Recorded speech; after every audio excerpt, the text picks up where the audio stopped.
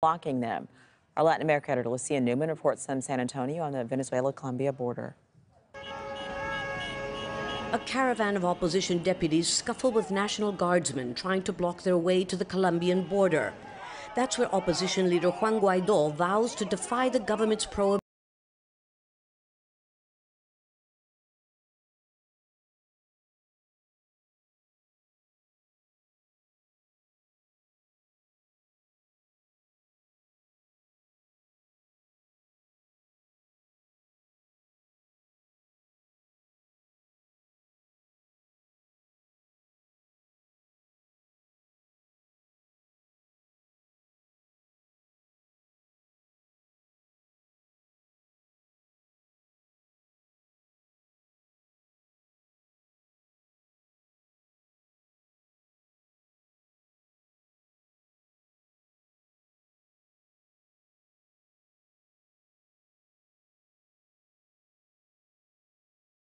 Stockpile supplies from neighboring Brazil, he's ordered the border sealed until further notice. But so far here in Táchira, the border with Colombia remains open, and thousands of volunteers have been crossing into Cúcuta. They say they're preparing to confront the armed forces to bring food and medicine back into Venezuela on Saturday, when Guaidó gives the word. We know the government has blocked the bridge with containers, but we're here to make it possible to bring in that humanitarian aid by whatever means necessary. Guaidó says he'll be bringing the supplies across 4 bridges here in Táchira, as well as 2 ports in northern Venezuela. Exactly how the U.S.-backed opposition plans to do it without being stopped is still a mystery. And that's exactly what's raising the suspense and the tension on both sides of the border. Lucia Newman, Al Jazeera, San Antonio, Venezuela. Brazil's vice president has told Al Jazeera his country will help, but it won't cross the line. We're not going to trespass the border, okay? What we can do, we can put supplies on our border, and if the Venezuelans want, they can come and get it. But I don't think this will work, okay? Because, you see, from Roraima until the Orinoco River, it's almost 1,000 kilometers. And all this is an empty space in Venezuela. So there is not enough population there to come to Brazil and to reach for supplies, okay?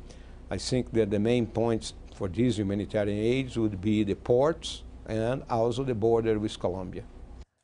Mohammed Jamjoom has more from Boa Vista in Brazil near the border with Venezuela.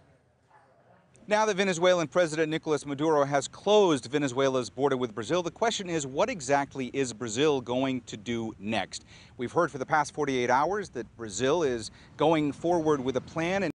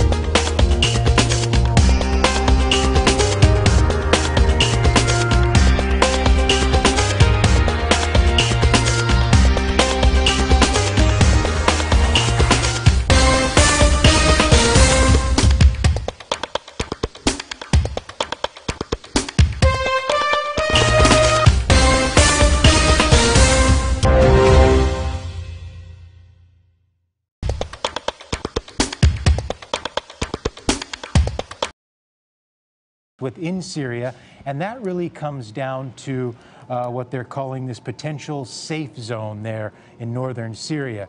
Now, the Turkish Erdogan, he wants this safe zone area established in that part of Syria in order to clear the Kurdish militia forces out of there. He considers them to be a terrorist organization. But the Kurdish fighters were very much allied with the Americans and helped very much, led the fight really in many ways of the fight of clearing Syria from ISIL fighters. And so the Americans' standpoint is they still want to protect the Kurdish fighters in a lot of ways too. So there's still a lot of unanswered questions on how this is all going to be coming about, but clearly we're getting indications that Trump indicates that these 200 troops remaining in Syria will be good for the United States, and it appears in some ways at least that this potentially is agreeable with Erdogan as well. Now the Turkish Minister of Defense will be in Washington on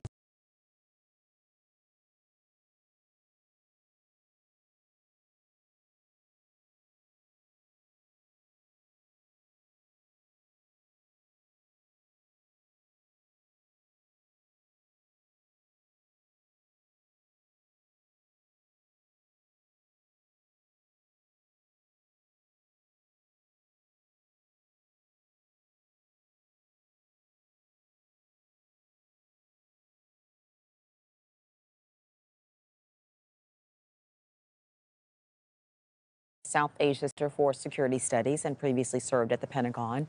He described the U.S. move as a political gesture. It's not a large number of forces, so it's too small to be militarily significant. So when you look at it, it has to be politically significant. And I think there's two possible messages. One to the Turks is that, yes, we are serious about protecting your interests as you see it, and so we're willing to keep our forces here in order to restrain the Kurdish elements of the Syrian Democratic Forces from aligning themselves with the PKK and attacking Turkey. And I think the second message will be to the YPG forces, which is that you're not going to be abandoned. We will have a presence on the ground here to restrain the Turks from attacking you. So in practice, it looks as though these guys will almost be there as hostages to both sides to keep them on their best behavior. Before this report, there were going to be no troops being left there. So I think they will welcome 200 is substantially better than nothing. And, you know, there is enough in that to provide the level of support that we're willing to provide. But it certainly won't be the same numbers as we had at the height of the battle to fight ISIS. Staying in Syria, at least 20 people were killed after an explosion at a bank. 29 Palestinians were shot dead as they prayed by a far-right settler in 1994.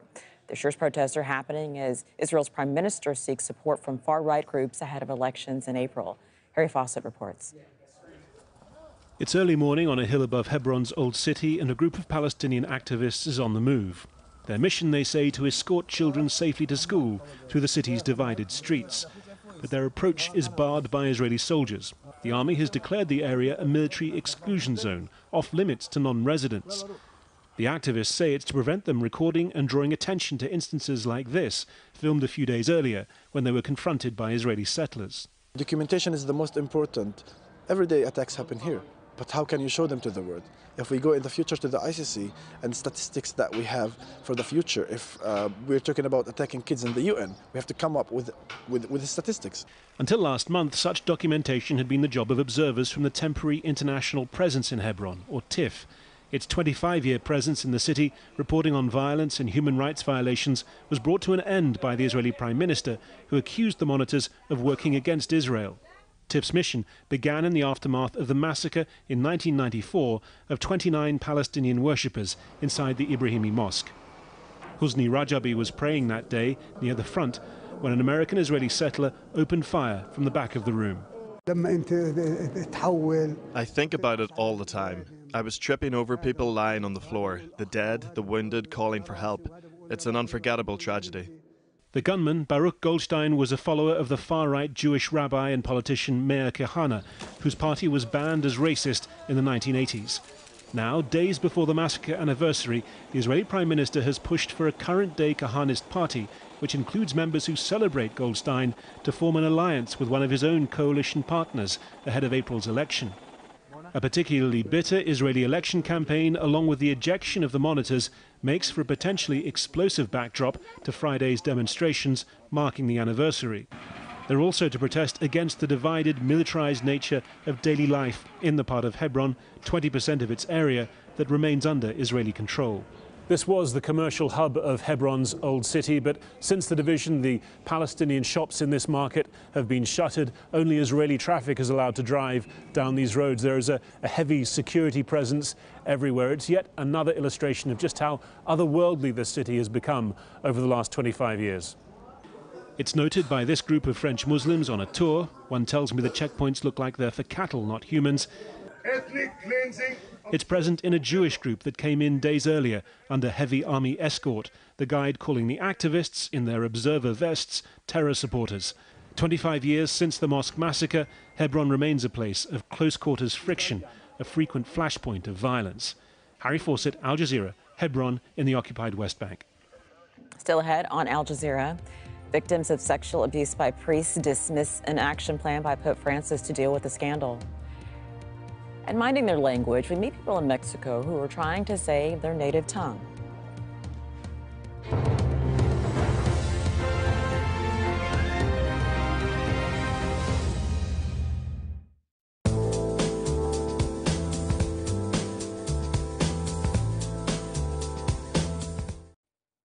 Hello there. Things are gradually changing for some of us across Europe. It's been absolutely glorious for most of us over the past few days. There's been plenty of sunshine and the temperatures have been well above average. For the western parts, that's going to continue, not for the east. Here we've got more cloud already, and that system will be pulling itself together as we head through the next couple of days.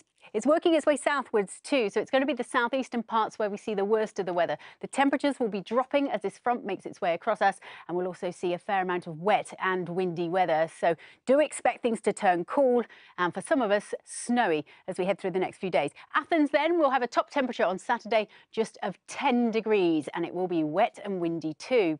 For the other side of the Mediterranean, well, for us in Rabat, it's fine and dry and fairly warm, a top temperature of 23. But elsewhere, it's already a little bit cool. Look at that, Tripoli only getting to 15. But as this system over the eastern parts of Europe makes its way southwards, we'll also be driving more showers towards that north coast of Africa. So for some of us here, we'll see the temperatures drop further as we head into Saturday, and we'll also see quite a few rather lively showers. A bit further towards the south, most of the showers here are around Gabon, but further west, there's plenty of dry weather to be found and just the odd shower if you're unlucky.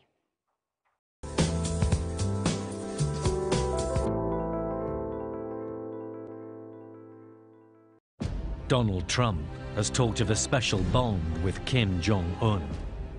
Now the US president and North Korean leader are to meet again, this time in Vietnam. We're both very honored to 8 months after making history in Singapore, can they strike a deal on nuclear weapons and finally end the Korean War?